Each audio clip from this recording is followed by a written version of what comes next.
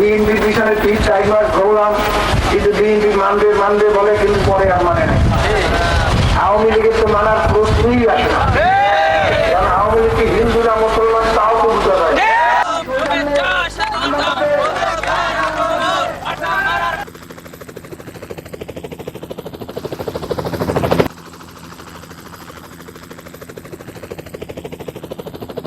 আমার বক্তব্য রাখার জন্য বিসমিল্লাহির রহমানির রহিম। এই মঞ্চে ইসলামী কর্মকর্তাবৃন্দ, আমার প্রাণপ্রিয় এলাকাবাসী, আসসালামু আলাইকুম। যদি আমি আপনাদের ভোটে সংসদ করতে পারি, ইনশাআল্লাহ আমার সম্পদ ভোট দিয়ে ইসলামিক বাংলাদেশ তৈরি করার জন্য আমার জীবন দেওয়ার চেষ্টা করব ইনশাআল্লাহ।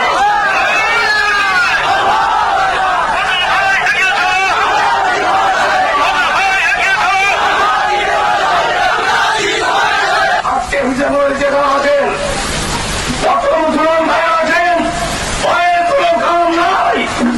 আমরা ভয় করি আল্লাহকে, ভয় করি আল্লাহকে।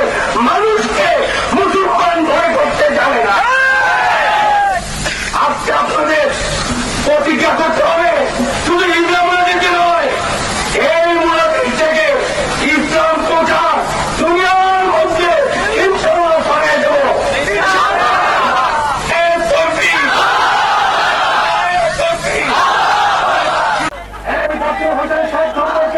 আমি শুধু বলবো না, কারণ আপনারা আমাকে বেশি জানেন, আপনারা স্থানীয় লোক।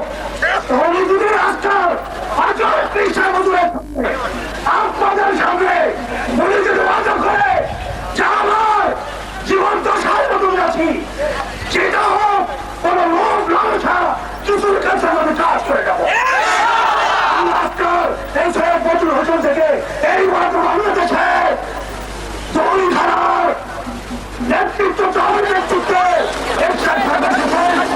এই 9 তারিখে, গত জুলাই মাসের 9 তারিখে বিএনপি বিরাট মহাসমাবেশ করলো ঢাকাতে।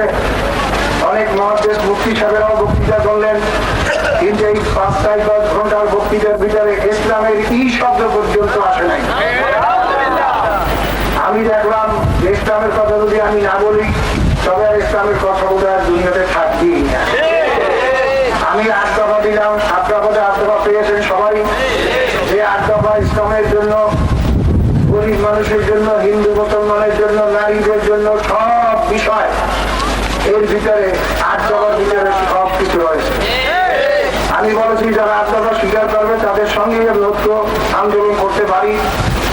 বিএনপি পিছনে 3-4 মাস ঘুরলাম, কিন্তু বিএনপি মানবে বলে, কিন্তু পরে আর মানে নাই। আওয়ামী লীগের তো মানার প্রশ্নই আসে না, কারণ আওয়ামী লীগকে হিন্দুরা মুসলমান তাও তো বুঝতে পারে।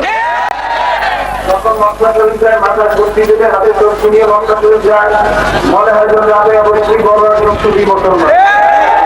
আবার যখন সিন্দুর মাথায় দেয়, সকলে সিন্দুর দেয়, অগ্নিশিখা জ্বালায়, মূর্তি বানায়, এবং যখন বিজেপি প্রেসিডেন্ট তার হাতে চুমু দেয়, সেটা একটা পাক্কা হিন্দু। ওরা হিন্দু বলো, মুসলমান না, মাঝের জায়গা বলো, তোমার 8 দফা মানার প্রশ্নই আসে। আমরা ইসলামী হুকুমত কায়েম করতে নাও পারি, আল্লাহর ফজলে যে আন্দোলন জেগেছে, ইনশাআল্লাহ সামনে অদূর ভবিষ্যতে ইনশাআল্লাহ এটা ইসলামী হুকুমত কায়েম হবে। একটা নমুনা দেখা যায়, শাসনপদের সেক্রেটারি বলে দিল মইনুল ভাই, সে 7 মাস পর্যন্ত জেলে আছে। এই আওয়ামী সরকারের অত্যাচারের জুলুমের একটা নমুনা। অপরাধে তাকে নিয়ে 7 মাস জেলে আছে, তার মুক্তির জন্য আপনারা সবাই দাবি আছেন।